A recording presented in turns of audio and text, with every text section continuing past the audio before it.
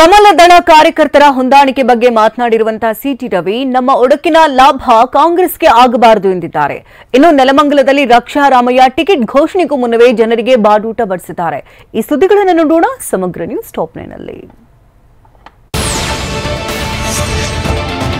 ನಮ್ಮ ಒಡಕಿನ ಲಾಭ ಕಾಂಗ್ರೆಸ್ಗೆ ಆಗಬಾರದು ಅಂತ ಚಿಕ್ಕಮಗಳೂರಿನಲ್ಲಿ ಮಾಜಿ ಶಾಸಕ ಸಿಟಿ ರವಿ ಹೇಳಿದ್ದಾರೆ. ಜೆಡಿಎಸ್ ಬಿಜೆಪಿ ಕಾರ್ಯಕರ್ತರು ಒಂದಾಗಬೇಕು, ಚುನಾವಣೆಯಲ್ಲಿ ಒಂದಾಗಿ ಕೆಲಸ ಮಾಡಬೇಕು, ಕಾರ್ಯಕರ್ತರನ್ನ ಒಂದಾಗಿ ಕೊಂಡೊಯ್ಯಬೇಕಾಗಿದೆ. ಪಕ್ಷ ಯಾರಿಗೆ ಟಿಕೆಟ್ ಕೊಟ್ಟರೂ ಕೆಲಸ ಮಾಡಿ ಅಂತ ಹೇಳಿದ್ದಾರೆ.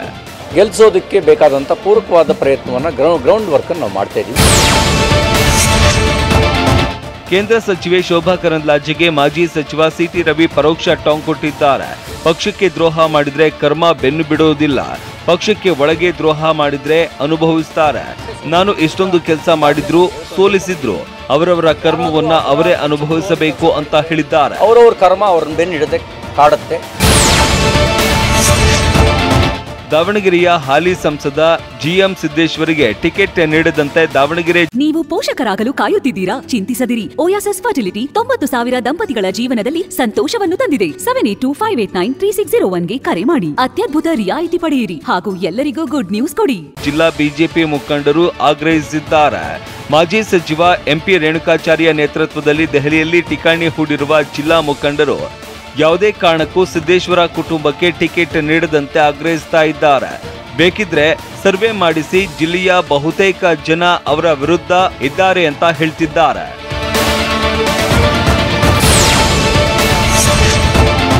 ಗಾಂಧೀಜಿ ಕೊಂದ ಗೂಡ್ಸೆ ದೇಶಭಕ್ತ ಅಂತ ಸಾಧ್ವಿ ಹೇಳಿಕೆಗೆ ಬಾಗಲಕೋಟೆ ತಾಲೂಕಿನ ಕಲಾದಗಿಯಲ್ಲಿ ಪ್ರಮೋದ್ ಮುತಾಲಿಕ್ ಸಮರ್ಥಿಸಿಕೊಂಡಿದ್ದಾರೆ.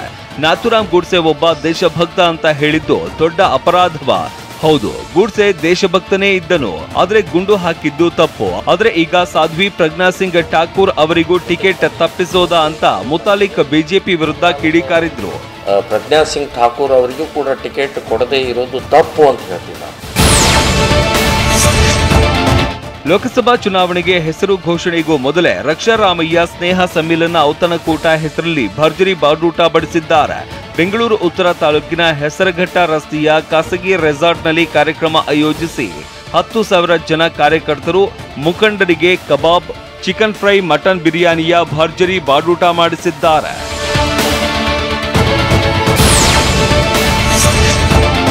ದಿನೇ ದಿನೇ ಭೀಮಾ ನದಿ ಕಲುಷಿತವಾಗ್ತಾ ಇದ್ದು ಯಾದಗಿರಿ ಜನರು ಅದೇ ನೀರನ್ನ ಸವಿಯುವ ಸ್ಥಿತಿ ಎದುರಾಗಿದೆ. ಇದೇ ಯಾದಗಿರಿ ನಗರದ ಪ್ರತಿಯೊಂದು ಚರಂಡಿಯ ನೀರು ಭೀಮಾ ನದಿಗೆ ಸೇರ್ತಾ ಇದೆ. ಆದ್ರೆ ಚರಂಡಿ ನೀರನ್ನ ಶುದ್ಧೀಕರಿಸಿ ಜನರಿಗೆ ಪೂರೈಸಲಾಗ್ತಾ ಇದೆ. ಚರಂಡಿ ನೀರು ನದಿಗೆ ಸೇರುವ ದೃಶ್ಯ ಡ್ರೋನ್ ಕ್ಯಾಮೆರಾದಲ್ಲಿ ಸೆರೆಯಾಗಿದೆ. ಇದೇ ನೀರನ್ನ ಜನರಿಗೆ ಸರಬರಾಜು ಮಾಡಲಾಗುತ್ತೆ. ಆದ್ರೆ ಇದು ದುರಂತ ಅಂತಾನೆ ಹೇಳಬಹುದು.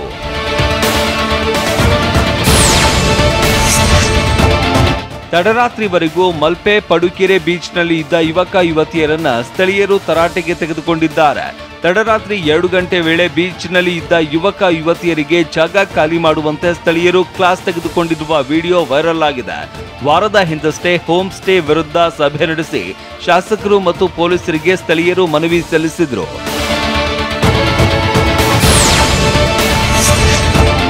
The Malleshwaram cooperative bank 103 ವರ್ಷಗಳನ್ನ ಪೂರೈಸಿದ್ದು ಶತಮಾನೋತ್ಸವವನ್ನು ಅದ್ದೂರಿಯಾಗಿ ಆಚರಿಸಲಾಯಿತು. ಬೆಂಗಳೂರಿನ ಅರಮನೆ ಮೈದಾನದ ತ್ರಿಪುರವಾಸಿನಿಯಲ್ಲಿ ದೀಪ ಹಚ್ಚುವ ಮೂಲಕ ಕಾರ್ಯಕ್ರಮಕ್ಕೆ ಚಾಲನೆ ನೀಡಲಾಯಿತು. ಕಾರ್ಯಕ್ರಮದಲ್ಲಿ ಬ್ಯಾಂಕ್ ನಿರ್ದೇಶಕರು, ಅಧ್ಯಕ್ಷರು, ಸದಸ್ಯರು ಸೇರಿದಂತೆ ಸಂಸದ ಸದಾನಂದ ಗೌಡ ಹಾಗೂ ಮಾಜಿ ಮಂತ್ರಿ ಅಶ್ವಥ್ ನಾರಾಯಣ ಹಲವು ಗಣ್ಯರು ಉಪಸ್ಥಿತರಿದ್ದರು.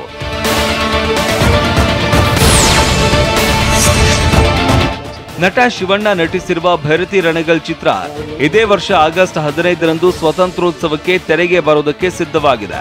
ಈ ಬಗ್ಗೆ ಸುದ್ದಿಗೋಷ್ಠಿ ನಡೆಸಿದ ಚಿತ್ರತಂಡ 10 ದಿನದ ಶೂಟಿಂಗ್ ಬಾಕಿ ಇದೆ ಅಂತ ಹೇಳಿದೆ.